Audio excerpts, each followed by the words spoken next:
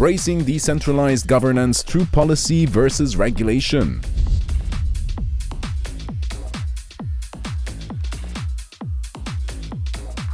Good afternoon, everyone. What I'll be talking about over here is really more of what I would like to see than what's happened. And if we look at the crypto space, there's really two ends of a spectrum when it comes to regulation. We have the regulators, who are going to be up soon, and were up before, who are saying we have to regulate the crypto space, and rightly so. And at the other end of the spectrum, we have crypto stakeholders and crypto bros and crypto maxis who are saying, what are they talking about? We're decentralized. You can't regulate us. And they're both kind of right, and they're both kind of wrong. And the thing is, it really depends on the specifics of what we're talking about when we're talking about what we are regulating. So what are we talking about? We're talking about decentralized currencies, fully or heavily decentralized currencies. Layer 2s that are a bit lesser decentralized, one may argue. We're talking about completely centralized exchanges that are no different to our traditional financial institutions and financial service providers, to decentralized exchanges and all types of other infrastructure. And one issue is that when we're trying to regulate this space, we're trying to regulate a very broad area across decentralization and across service providers. So it's no surprise that when we're dealing with the space, often we do not know how to regulate it because there's just too much here involved. Now, the current versions of regulation really focused on the centralized part, decentralized exchanges. It really focused on the stable coins that are heavily centralized in their operations. But it left out a lot of the decentralized service providers. And this made sense. I mean, if we look at decentralized providers, they can commit fraud, they can commit scams, just like traditional institutions have in the past. And this came at a perfect time. We all remember FTX and the crash and all the various fraud and schemes we saw over the past years. So we needed this type of regulation. That was great. But the more decentralized stuff, we're leaving that for later. We don't know what to do yet. And the crypto stakeholders said, they didn't do it because they can't regulate us. They don't know what to do. And the thing is, the regulators, they're still going to try. And we've seen Tornado Cash, we've seen Uniswap, even though they're quite heavily decentralized, we still saw enforcement go against these particular operators. So even though you think you're heavily decentralized, we still see regulators and enforcement try to catch up. So you're not out of the woods yet. Now, if we talk about decentralized code, why we say we can't be regulated is exactly because of the code. Because the code will do exactly what it's written to do, no more, no less, and no one can change it. This is what we believe. Decentralized code self-regulates. And because of this, over years, people have said code is law. Whatever is in the code is the law.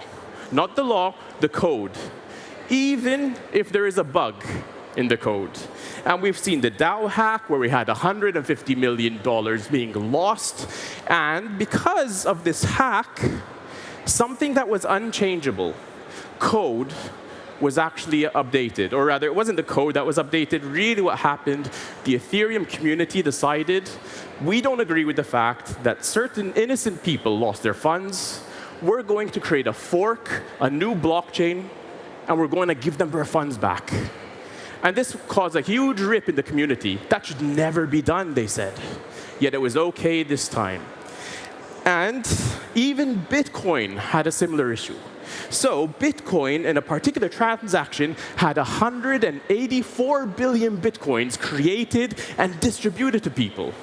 And that sounds unheard of. Bitcoin shouldn't have more than 21 million Bitcoins. But for a brief moment in time, there was a bug in the Bitcoin network. So the community said, what we'll do, we'll create a fork, and we'll return back, or rather, we'll remove those buggy Bitcoins from ever existing. So we see that code is law until it's not. And it's the community running these nodes, making these decisions that get to decide on what is law. And we should ask, why do we want to regulate these decentralized activities? Well, it's not just about decentralized activities. Why do we want to regulate in any instance? Well, we want to ensure our consumers, our users, citizens, and our society is protected. Ultimately, that's what we want to achieve, right? It's a noble cause. And we've just seen instances where decentralized code can have bugs, can result in innocent individuals losing their funds. So shouldn't we try to protect these types of users? Or do we believe in code is law? Well, the funny thing is, the people who believe in code is law in the space still go back to their community and decide what the new law should be. They don't stick to the code is law principle. And this is exactly because these communities strive for fairness. And we may have different ideas of what is fair, but we still strive for fairness. So we do need to regulate for the protection of community.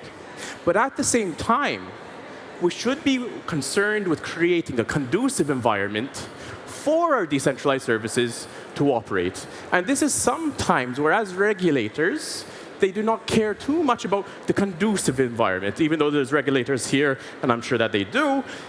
Sometimes it's more about the regulation rather than the conducive environment.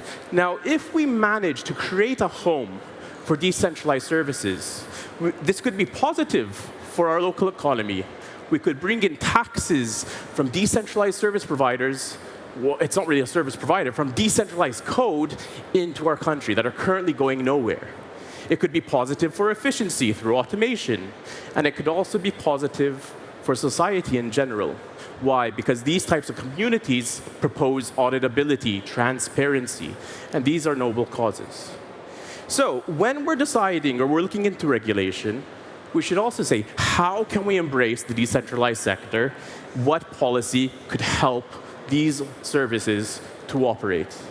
So imagine creating a home where these decentralized services, these decentralized exchanges, could drive taxes to our home, providing guarantees to our users that they will not lose their money just because of a bug at the same time, and promote positive values to society. And we've seen some attempts at creating new types of legal structures around the world for these entities to operate, from Wyoming and all types of different states in America to all around the world. However, a lot of these attempts have not been adequate enough for these decentralized entities to operate. There's a lot of incompatibilities of what was proposed and what the actual communities want.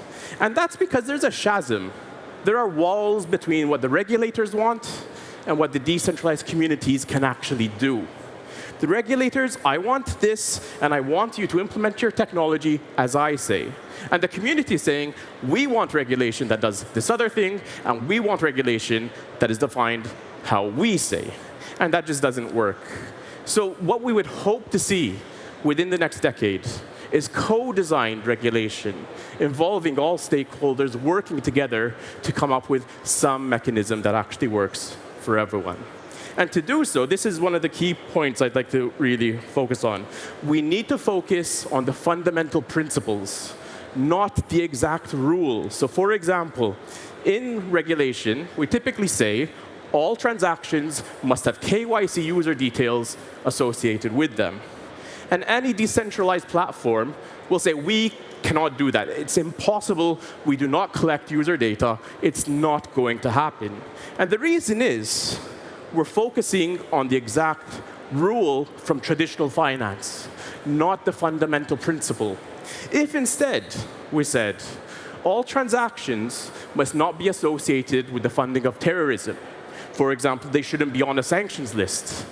If we went to a decentralized community and said that, they might say, aha, we can actually provide a proof that a transaction is not on a transaction list and yet not reveal the particular user's details. because we have techniques like zero knowledge. So if we go with the fundamental principles to our communities, they may have a solution for it. The problem is we're going with the rule we want to enforce rather than the principle. So our regulators should ask, how can we keep our communities in check? How can we enforce our rules whilst creating an environment that embraces these new types of communities, yet focus on the fundamental principles? And our decentralized communities are asking the exact same thing. So there's overlap here. It's not that we are actually working towards different goals. Now, if we look at legal theory, there's different forms of this regulatory pyramid. We have law at the very top, the hard law that defines you must do something. Underneath it, we have norms, rules that we follow ourselves that are not defined in law. And then we have architecture at the very lowest bottom. For example, you can only have so many cars in a street. And the thing is, in the decentralized community, we do a very similar thing. We have our constitution, our improvement proposals defined, which is our laws. We have our community deciding on those laws. And we have our decentralized code that is our architecture. It's more or less a one-to-one mapping. So, in theory, in the next decades, if we really want to work towards regulating the decentralized, not the centralized stuff, could we not come up with a solution where these two interact? And this is what we're proposing to looking into. Can we have the law as the focal point and not an existing law? The law that have fundamental principles being enforced, or rather than enforced, proposed, and have our code using that focal point to achieve the same fundamental principles. So this is something that we're looking into proposing, and we don't expect to see this any day soon. Perhaps in the next decades, we may get more closer to this as regulators around the world or policies around the world are focusing more on deregulation like we're seeing currently in America. And that's it. I hope that that one principle I mentioned about fundamentals is something you've taken in. Thank you.